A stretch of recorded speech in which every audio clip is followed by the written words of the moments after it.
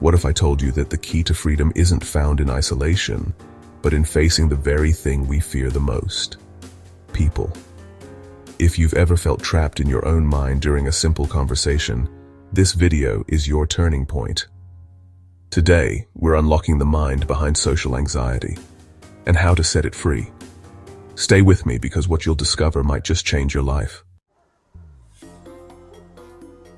Imagine standing in a room full of people, but feeling utterly invisible, or worse, painfully visible. That's social anxiety.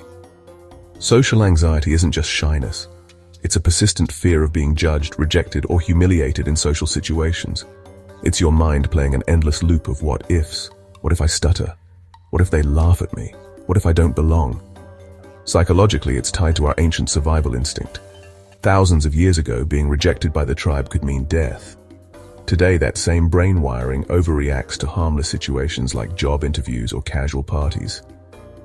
Understanding this is your first power move. You are not broken. Your brain is just overprotective. What if the fear of judgment is just a mirror reflecting your own doubts? The real enemy isn't other people's opinions. It's our interpretation of those opinions. Social anxiety thrives on distorted beliefs like everyone is watching me, or if I mess up, I'll be humiliated forever. These thoughts aren't facts, they're assumptions. Philosopher Epictetus once said, "We suffer more often in imagination than in reality. When we assume people are judging us, we give them power they don't even know they have." Flip the script. What if most people are just too busy worrying about themselves to notice your flaws? Challenge your thoughts, and you challenge your anxiety. You've made it this far, and that already says something powerful about you. If this message is helping you see things differently, imagine what a whole journey could unlock. Tap subscribe and stay connected with content that supports your growth. You're not alone in this. Let's keep going. What if 5 minutes a day could rewrite years of social fear? Let's get practical for a moment. Overcoming social anxiety isn't about taking one massive leap. It's about a series of small, courageous steps practiced consistently over time. Start with daily exposure. Begin small, greet a stranger, make eye contact, or ask someone for directions. These simple actions, repeated daily, help retrain your brain and gradually reduce the fear response. Practice box breathing before entering a social situation. Inhale for 4 seconds. Hold your breath for 4, exhale for 4, and hold again for 4. This technique helps calm your nervous system and brings you back to the present moment. Keep a thought journal. When you feel anxious, write down your thoughts. Then challenge them. Counter those anxious beliefs with facts. Over time, as you track your experiences, your brain begins to adopt healthier, more balanced thinking patterns. These techniques may seem small, but together they can create powerful, lasting change. Science backs it. Behavioral therapy works because it retrains your neural pathways, just like learning a new instrument. The key is repetition, not perfection, just progress. What if the people you fear are just reflections of yourself? The world is a mirror. When you fear judgment, it's often a projection of your own insecurities. But when you learn to accept yourself, something magical happens. The fear dissolves. The Stoics believed that we can't control what others think, only how we respond.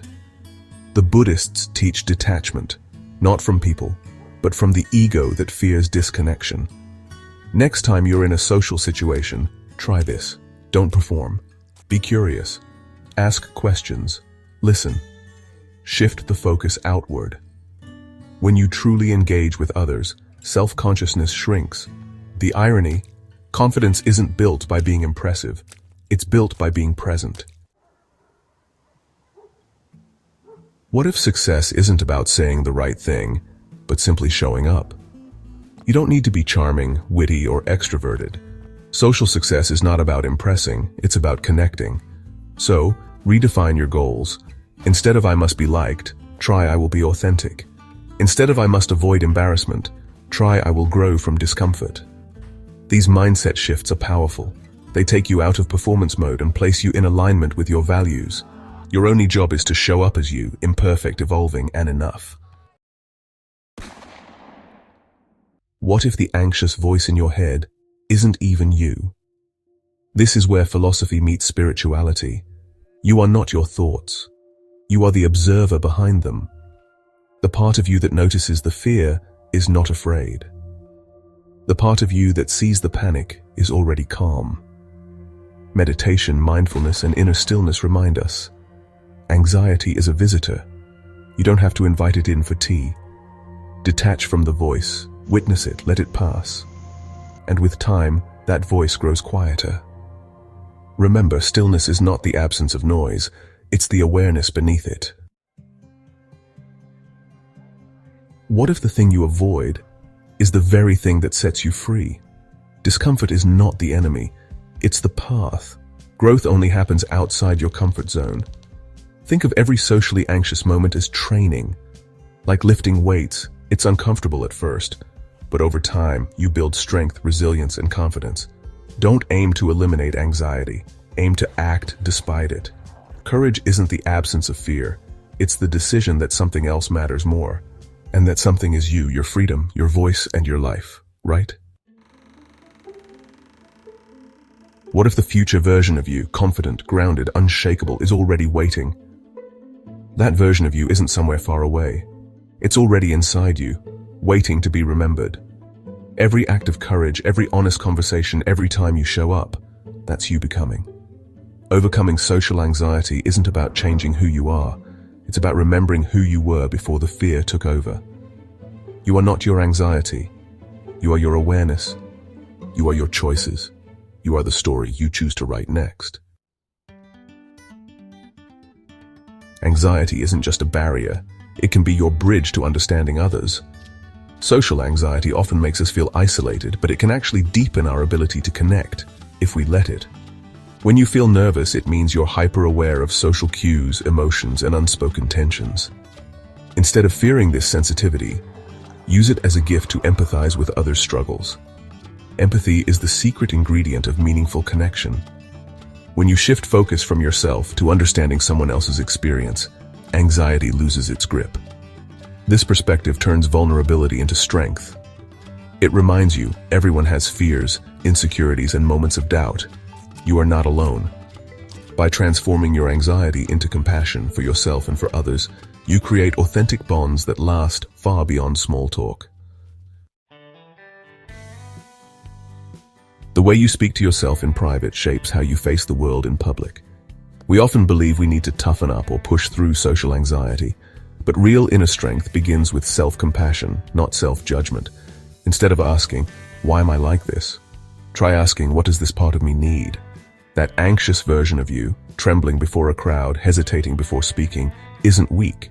It's wounded, and it's asking to be understood, not punished. Research shows that self-compassion boosts resilience, emotional regulation, and yes, even social confidence. It quiets the inner critic and makes room for courage. Speak to yourself like you would to a friend, and you'll become your own source of safety. If this journey spoke to something deep inside you, don't stop here. Like, subscribe, and share this video with someone who needs it. Join our community of thinkers, feelers, and seekers. Every week, we dive into the psychology and philosophy that helps us overcome, evolve, and rise. Because the world doesn't need another perfect person. It needs the real you, without fear, without filters. Until next time, remember, you are not alone, and your voice matters.